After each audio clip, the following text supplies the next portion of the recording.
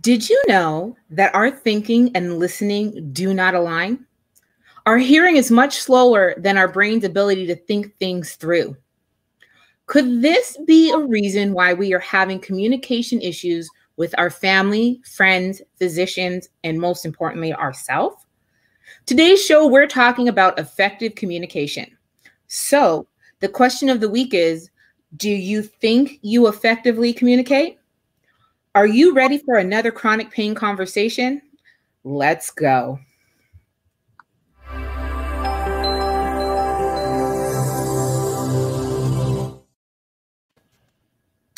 Hello, and welcome to Chronic Pain Conversations.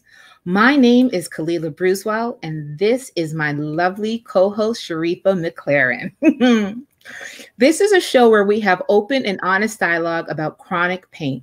We share our experiences, acknowledge the wide variety of chronic pain diagnoses, and look at ways to manage our chronic pain. Okay, to start things off, we're going to jump right into pain or pleasure to get a status update on where both of our bodies are for this show. So, Sharifa, tell me, pain or pleasure? So today I'm a little bit of both. So I do have a pillow behind me. Y'all can't see it, but it's definitely comforting my back. And those of you who are not in Canada, particularly Toronto, we are having a storm right about now. So the cold is just doing its thing to me. But other than that, I am once again excited about the show. So I'm a little bit of both. How about you, Kalila? Well, if you caught my post this morning, you know it's really on the pain side. You guys, as Sharifa was saying, the cold is here, and now I have the inability to, I didn't sleep last night. I haven't slept since the night before. It hurts to walk. It hurts to move. My elbows hurt. My knees hurt. It's really been a rough night, and I'm at this place where I think a lot of people know where it's where you haven't slept and you're at that breaking point, but your body won't let you sleep. And it just keeps pushing a little bit of energy, but it's not enough. You want more. So that's where I'm kind of at. But, always up here, pleasure. Always around here, pleasure. So that's what I'm about. Okay. So to add a little spice to this week's show, we thought we'd have a little fun. So Kalila and I are going to honestly answer the following question. When it comes to your chronic pain, do you feel you effectively communicate with your family, your friends, your clinicians, and most importantly, yourself? So I have my little green for yes and my red for no. I got my little yes, no. It's going to be fun. So when it comes to your chronic pain, do you feel you effectively communicate with your family and friends? Yes. Definitely. I mean, who better to communicate with than the people most closest to you? Well, I think that I effectively do it, but truth be told, I know a lot of our audience members feel like they don't. And we're going to get into that a little bit later. That's what today's show is all about. Okay. So do you effectively communicate with your clinicians? I want to hear your answer first. I'm going to say yes and no. And I'm saying yes and no because I'm more effectively communicative with some versus the other. Well, that's interesting. I'm going back to a yes. You know me. I'm all about advocating. I'm all about knowing myself. So I think that I think that I always communicate effectively. But the responses that I get from makes me feel like I communicate effectively. And let me add to that, not only the responses, but even the pre-conversation. How comfortable do they make it for you to communicate and let them know exactly how you're feeling? So that's why I said yes and no, because I'm more comfortable with some than I am with the other. Okay. So last one. When it comes to your chronic pain, do you feel you effectively communicate with yourself. All green. Really? Yes, I do. I gotta do one of these. Yeah, are you on the both sides? Why? Okay. I think that I have myself in a good place, but there are times where that dark side does come in. That dark side does, that self-talk speaks in my head. And there are times where I feel like I have the ability to definitely, get myself out of it. Okay. But sometimes where I'm at a new place, it's harder. Do you know what I mean? I get it. And sometimes I understand where you're coming from with that dark place. And I mean, sometimes me personally can't even talk myself out of it. That's when I go to my clinician, so my therapist or whoever I feel, I need to express that to. So it happens. It happens. Sometimes it's like, you got to stop and you're pushing yourself, or you just don't know what to do because you're in a funk. It can go either way. Yeah, it really can. It really can go either way. So let's talk chronic pain with family. Ooh. Now, one of today's opening statements was that our hearing is much slower than our brain's ability to think things through. How do you think this affects communication in our relationships? Okay.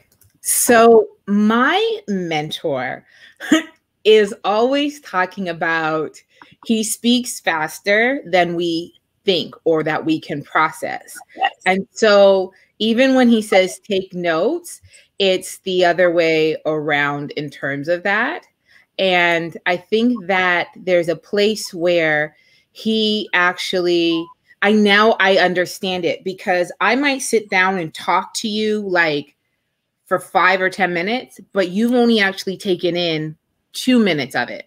So there's a lot of things that you have missed and that you're not getting into in that position. Right. And so I think that because of that, if we don't have strategic ways to pause in our conversation, if we don't have strategic ways to make sure that what we said was heard, if we don't have those pieces in it, I really do believe that, information can get lost, or it can be overwhelming. Like, even think about when you used to go to school and it was just too much information. Yeah. I think that it's the same way like that. That's what came to my head. The fact that the example of school, when your teacher's just talking, and then it's like, okay, do your work now. You have questions to answer. And it's just like, what did you just say? It's the Charlie Brown thing, honey. It's the Charlie Brown thing. Womp, womp, womp, womp, womp, womp, womp. Yeah. 100%. 100%. Yeah. So according to recent survey, only 50% of chronic pain sufferers utilize their family and friends as a support or resource for their pain. So Cleela, are you surprised by this finding? I personally think that I thought that number would have been higher. I would like to see that it would be higher. Yeah. But the truth of the matter is when you go into these Facebook groups, when you go into these educational programs, when you go into the spaces with other chronic pain sufferers, you hear things that break your heart because the husbands or the wives that they are with, their kids, their parents, And one of the things that I've learned is that even though you might be able to effectively communicate, someone might not be able to hear it properly, or they haven't learned how to effectively communicate. And so when they say something, it may be out of love, but it hurts you. How many times, like, we're West Indian. So, like when you remember back in the day when you were a teenager and your mom used to be like, go pond the road. If you die, me not bury you. Me just burn you on the ashes, right? Hold on. Or if you weren't feeling well, let's talk about illness. If you're not feeling well, everything for a Jamaican is go drink some tea. Go drink some tea. or it's gas.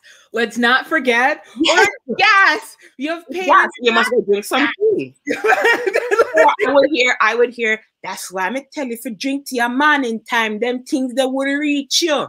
Right. And it's like, and so it's just, sometimes it's cultural. Yeah. And so, it brings me back to those groups. Those are people that more understand you than those who don't understand you. They're still your family and friends, but they don't understand you as much as someone who may have been going through it. well, let's think about this. Let's think about the first time that we met after my first accident on that camping trip at church, right? I had been in the accident in January, and I don't think I was doing anything. I came out to your church maybe in like July or August. Yeah. And it had been 6 months since I had actually been able to sit down and really have a conversation with you. And you were the first person that understood me, that understood how I wanted to internally. We had never spoken about how you were feeling and going through until that day. I was already going through my stuff for years now. Yeah. We never conversed and found out like we were kind of on the same page. Yeah. And I felt so alone until you had that conversation. And because you had that conversation with me, I actually went out to find fibro support groups because I understood that people couldn't understand me, that my family and friends couldn't understand. There are people out there. They empathize, but they don't understand. Yeah. Yeah. That's exactly what it is. So, studies have shown emotional distress is caused by what we say to each other. Now, this is what I really wanted to get into. Have any of your relationships caused you distress because of your life with chronic pain? I want to hear your answer. Well, the truth of the matter is that yes. There are places where, you know, I've been in a place where it came more so because I'm single. It came more so when it came to those more intimate relationships. And I think that I push people away, but there were times, like, I think the most emotional distress point I had is the reason why I'm writing my book. She's Not Insane. She was trying to save her life, you know, a woman's journey to the psych ward, because I was in a place where my meds were so messing up with my head, and I was dealing with, you know, the psychotic and the what do you call it? The psychotic and the suicidal thoughts. And nobody understood why. Everyone just thought it was, you know, maybe me just venting. And it was such a whole new level. Right. And it left me in a really hurt place because people they couldn't understand, you know, and I felt like I was being such a burden to the world because of it. So that's where mine come in.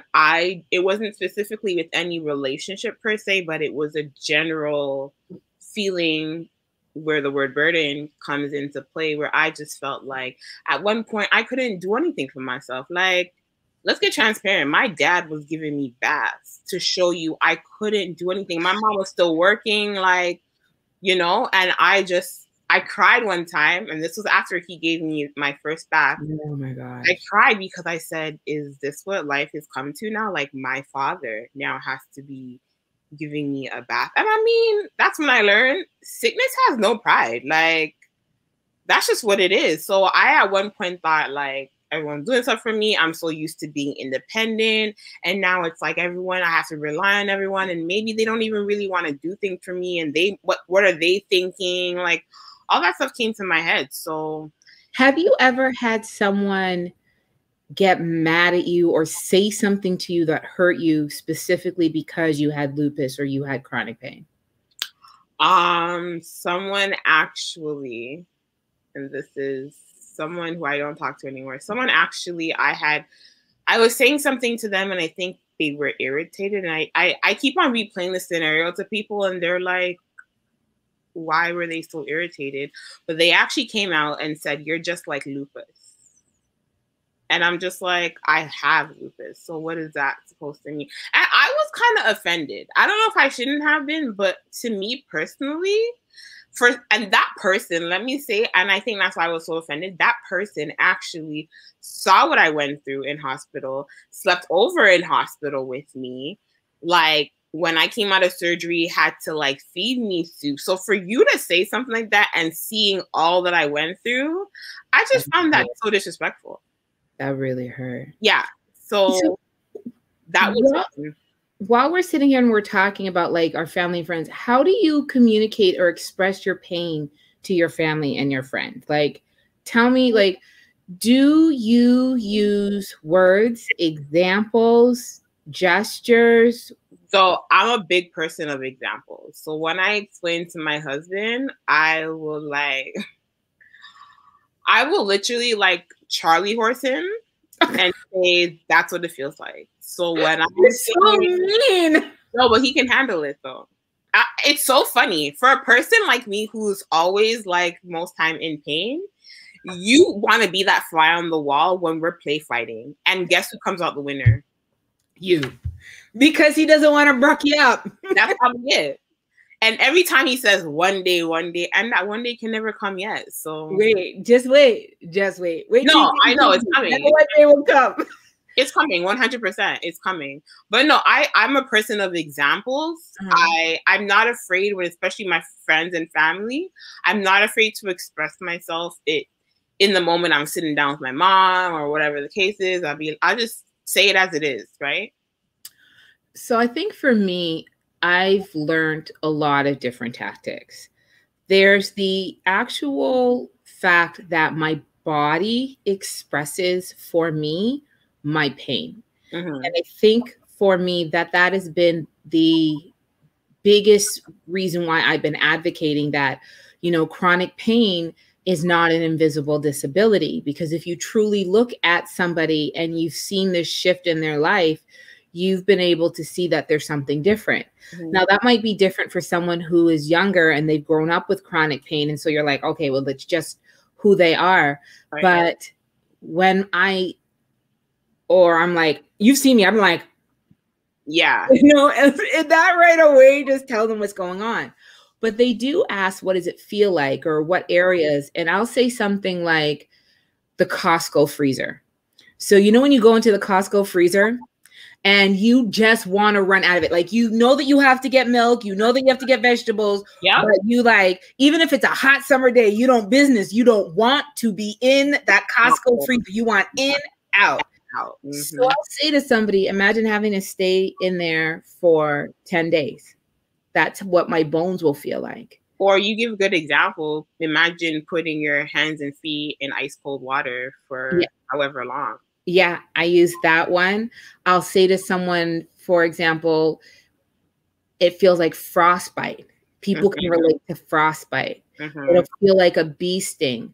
So sometimes it takes me a while, but I've noticed, and I don't know if you're in the same position, but I've noticed that my chronic pain, I call it like memory pain. Mm-hmm. I feel like I know this pain from something else, but I just have to figure out where I know it from. Yeah. Like stepping on a piece of glass or shard, or, having a bruise, but there's no actual bruise, or, the tingliness that you get from touching something prickly, Right. And so people are like, oh, that's what it feels like. And so they can relate, but then I'll add a length of time, or I'll be like, imagine that just pulsating for 30 minutes off and then come back for 2 hours. And they're like, oh my God, that's irritating. And I'm like, and that's why it's chronic pain. Yeah. Yeah. Right. So those are some of the things that I do. Yeah. So, according to a recent survey, the top 5 clinicians chronic pain sufferers utilize are as follows. So, there's 80% of family physicians, 48% is pharmacists, 37% massage therapists, 32% is chiropractor, and 31% is a pain clinic. So, Kalila, tell me about your clinician team and how many people are on it. Okay, so it sounds like a big number, but it's 10 and it's actually been reduced. So I've got the family physician. I have a personal trainer because going to the gym doesn't work. My personal trainer can work with me no matter what my body feels like. And some days it just needs stretching. So having that one-on-one works for me. Perfect. I've got 2 chiropractors because each of them do different things. And so even though a chiropractor is a chiropractor, they could specialize in different things. So one does matrix patterning, one does my clinical overview. I've got massage therapists. I go to the pain clinic for nerve block injections. I have a physiotherapist. I had 2 at one point, one that let me move my body and then one that works my body for me. A rheumatologist, because that's all about like your bones and your arthritis. A pharmacist. I don't utilize that one the most, which is funny because that's the second most highest. Everything else, 80% was the family physician and everything else was under 50%, which really shocked me because people aren't utilizing other things. But I go to my pharmacist when I have a new prescription.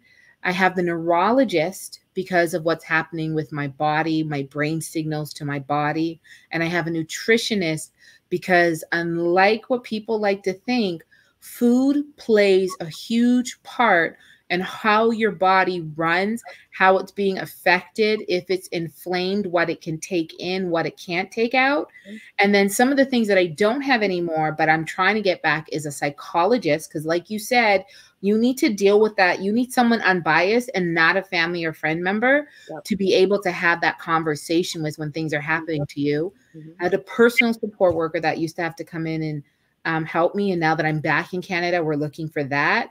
And I had an occupational therapist that they sent in to help me find resources, supplies, and different things that could, equipment that would help me in my house. So there's a lot of different resources, but people aren't utilizing them. Not at all. I want to hear about you. What does your clinician team look like and who's on it? So mine's not as big as yours, but I have 6 clinicians. So you're going to be surprised by this. Okay. My nephrologist, so that's my kidney specialist, he's probably the closest. He is that green when it comes to effective communication. Like, down, he's amazing. Okay. My pharmacist, because I get meds, and like you said, when I get new meds, I go or whatever if I need a refill or whatever. So my pharmacist, nutritionist, because I'm on you. But you want that too? Huh? You want that too? I love that. Yeah. When you're eating right, your body's right. So I have a nutritionist as well, a rheumatologist, because I get that arthritis and that joint stuff.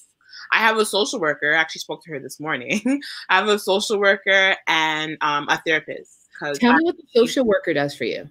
So my social worker right now, like, if I just need help with, if it comes to any sort of assistance, like financial assistance or whatever, or I mainly use her for like government related things that I may not understand, or things that I may hear of, but I need more clarification. Yeah. He will either print me out something to read or point me to a website, or even just verbally explain things. Like, she is very effective right now because I'm praying for that call for a kidney, but she is actually guiding me as to how to transition from someone going to dialysis versus to someone who would hopefully get a kidney, and what happens after that, because a lot of things change. So that has a change in your mindset, that has a change in your resources. I want to be honest with you. I've had moments in the past, I want to say 3 months, where I've actually cried. And I've cried because I would be thankful for a new kidney, but then number 2 is that I'm starting life all over again, if you think about it. Yeah. I will have to adjust to, after, recovery, I now have to go back into the work world if I so choose to. Like, things are going to be so different. If I so choose to. No, but things will be different. And I had moments where it just got overwhelming. So, wow. Taking it one day at a time. But that's my healthcare team. Now, I said you'll be surprised because if you realize, I didn't put my family physician on it. Did you realize that? I'm actually looking for a new one. My family physician has not been great. I'm just going to be honest. You're not the first one who said it. You're not the first one. Kidney specialist who only specializes in kidneys is more family doctor than my actual family doctor. It is very interesting on who you have to find, how long it takes. Like, the other thing is people don't understand. We have this thing where we just go to the family doctor because it's, you know, the family's doctor. Yeah, or it's a 1-year checkup kind of thing, because, yeah. But when you actually have an illness, you get to actually check out your doctors. You should be going out there, and they're like, the way that I always say it is, my body is, you know, a job. And I got to hire, or I've got to work with different people to help my body move. And you better be sure that you're on board with that, or you understand how to do your job, because if you don't, I'm going to have to replace you. I'm going to have to replace you. Honestly. But it's true, right? 100%. You have to, if you're utilizing them or paying for them or not, the fact of the matter is if they don't understand something, it's okay for them not to understand something. Yeah. And it's okay for you to go and find somebody else who can work with you. It's a relationship. If you're going to look for someone to be your spouse, look for someone who's going to be your doctor and be your ride to die for the rest of your life or until they retire. 100%. Right. 100%. Okay. So I have a question for you. Yeah. On a scale of 1 to 10, how comfortable are you identifying and discussing your health issues with your clinicians? I'm at an 8. I'm pretty open and honest. Okay. What's the 2 holding you back? The fact that some of them don't make me as comfortable as the other. I think that's what it is. But for the most part, I mean, if I was dying, no matter who it is, I'm gonna let you know, like, I'm dying. So, like, it's an 8. It's okay. It's not perfect, but for the most part, I'm all right. I have a challenge for you. I have a challenge question. Okay.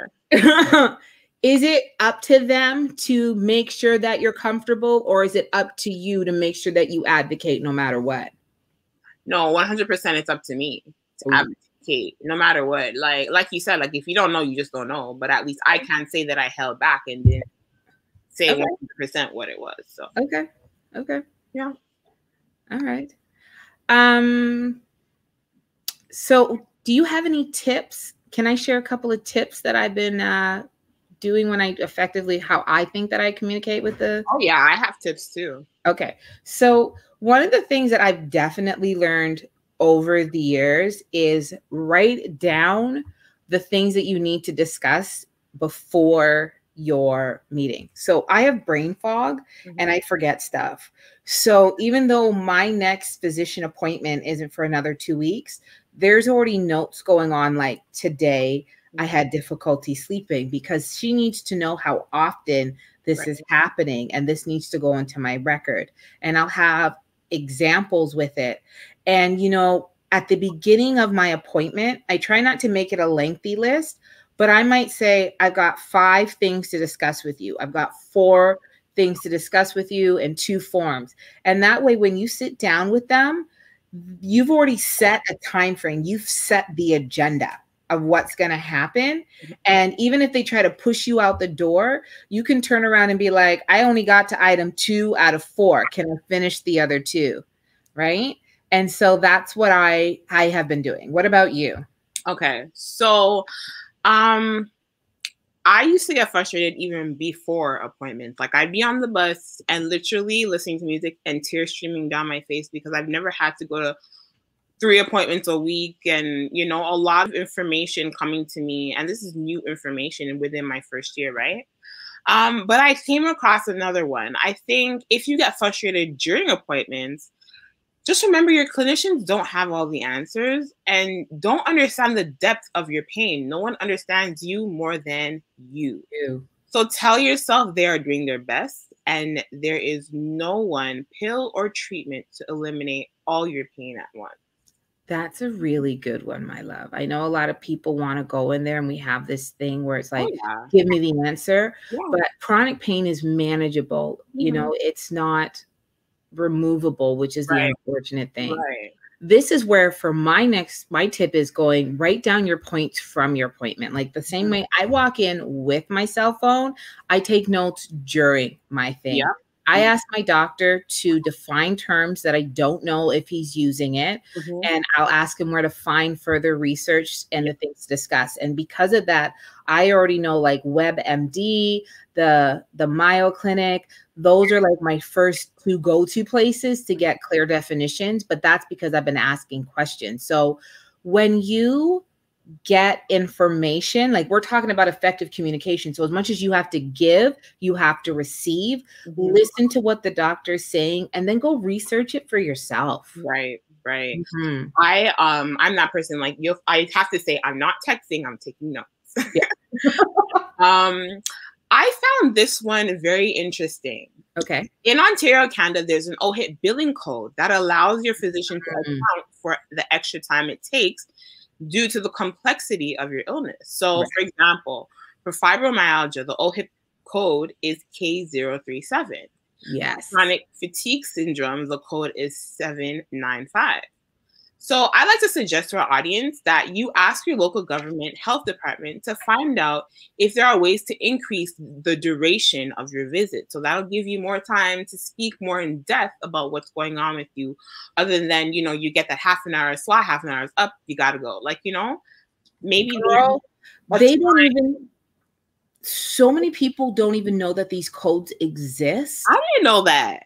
Like, I did not know that. And best believe I'm gonna use it. I'm gonna be like billing code number.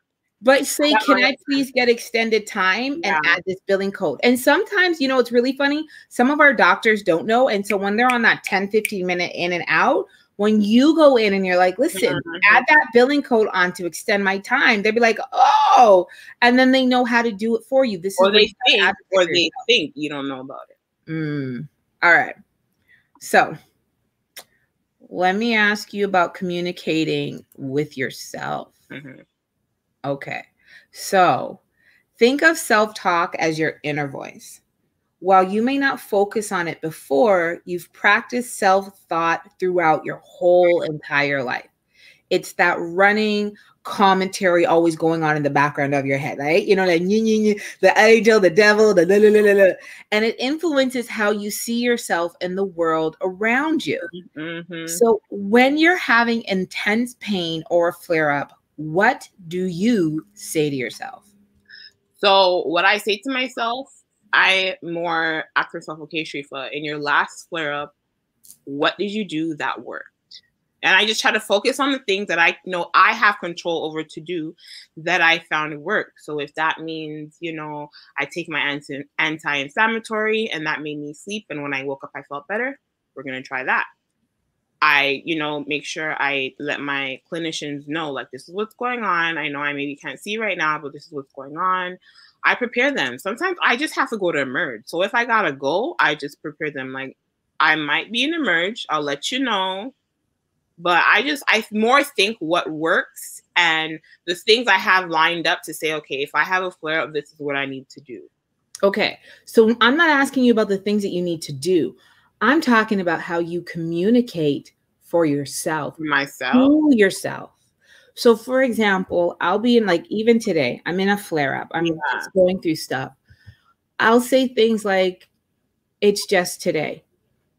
I'll be in the middle of, I'll be in like some dire pain and people are like, are you okay? And I'll be like, you're not going to feel like this tomorrow. You're not going to feel like this next week. This is really just temporary. Just breathe through it. Or, you know what, Kalila, maybe part of the reason why you're doing that is because you really had fun the other day. And I remind myself of the fun that I had while I'm having that flare up. Or just loving myself in the middle of it. It might hurt, Kalila, but Daddy loves you. I love you. Or I'll put music on so that if I can't talk to myself, the music speaks for me. My gospel speaks for me. My R&B speaks for me. That kind of stuff. So I do the music thing. So I put on my soca, and mind you, I can't stand up and move, but my hands are just you know? Ting-a-ling-a-ling-a-ling-a-ling-a-ling-a-ling. Yeah, I think of the sun, and I'm just, but I don't put on any kind of music. I put on uplifting, like words that are just gonna like blessings on blessings on blessings, like just things that'll uplift me. And I'll just feed myself that. I'd feed myself that, whether I need to be by myself or I'll even say to my husband, like, can you just tell me some encouraging things to get me through stuff? And what he feeds me, I take and I just start feeding myself. Now, but the funny thing is I'm challenging you right now because that's the issue. Mm-hmm. I'm asking you how you talk to yourself. I don't really. Really, and that's what I want to challenge our audience members to do, because I'm asking you this question and you're going to the physician and you're going to the family, and we already dealt with that. But how are you talking to yourself in the middle of it? Are you saying that you're stupid? Are you saying that your life is worthless? Or are you finding ways, because your flare up, your emotions activate or participate in your flare up? Because your emotions are dealing with your brain's dealing with your myofascial. We talked about this in one of our earlier episodes, and it all works together. Right. So if you're doing negative thinking, right, negative commentary in the middle of it, you're actually adding fuel to the fire. Yep. Right? So I'm going to have to start doing that, because I don't really. All right. So let me ask you this. Can we go into the question of the week then, since we're in that place? Because I was so amazed at how people answered, and it actually scared me. 100%. Okay. So let's go into this. What is our question of the week, madam? Okay. So our question of the week is, when it comes to your chronic pain, do you feel you effectively communicate with your friends, family, and clinicians? So we got a few comments. Okay. So our first comment comes from Laura. She says, nope, they don't. I don't get it, and I'm tired of it. They don't get it, and I'm tired of explaining it to them over the years, and I'm so over it if they even care anymore. She also says they think it's a pain that you should just walk it off or take an Advil, and you should be okay. It's pure ignorance in my family. Interesting. This is interesting. Yeah. Our next comment is from Diane. She said, I've gotten quite good at explaining the chronic pain I have with fibromyalgia, and I'm lucky to have the support of my doctors and family. So once again, there's people who do, and there's people who just don't. Yeah. And so, but the funny thing that I found about all of this was that when we put out this question about, do you feel like you effectively communicate, everybody talked about other people when the question was actually about you. And they did what you did. And that's what really scared me. Because, we think that we talk out, and communication is a two-way thing. Yeah. You're waiting for their responses, but how are you getting it out? Are you getting it out when you're only frustrated? Are you only getting it out when you're mad? Are you yelling? Are you screaming? Are you saying it in frustration in the first place? All of these things already put up a defense. And so that's what's really interesting to me about these people's responses. Can I go into keep it, the move it moment? Because this actually kind of goes into what we're talking about. Okay. So Tony Robbins, who is one of, I don't know if you know who he is. He's like a really amazing motivational speaker, and I've been following from years. He says the way we communicate with the way that we communicate with others and with ourselves ultimately determines the quality of our life. And so this is a really interesting thing that you have to reflect on. Again, even if the world is saying it's in your head, are you still loving yourself? Yeah. And if you're loving yourself, are you getting that out there so that people can see you loving yourself, but still trying? Right. And that in itself is a way of communicating. Right. Is that making? I like that. I really do like that. Okay. Well, my love, we've definitely come to the end of the show. I can't even believe that 40 minutes has gone by so quickly. I feel like we've just touched on it. Did you know what I'm saying? Aww. Okay, so I hate to say it, but here goes. So my name is Kalila Bruswell. I am the Overcomer. My name is Shrifa McLaren Thomas from YouTube The Thomas Life. Thank you for joining us for another episode of Chronic Pain Conversations.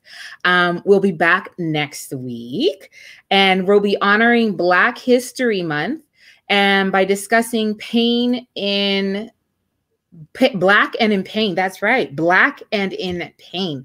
That's definitely going to be an interesting conversation. And we're working on some things in the background. Finally, follow us on Facebook, Instagram, or even on YouTube at CP Conversations. And you know what? If you're interested in being our guest, share your story at any of our bio links within any of our social medias that we talked about, right? So I want to say have a blessed day. And remember, Chronic Pain Conversations is the show that enlightens and advocates about chronic pain. Have yourself a very blessed day.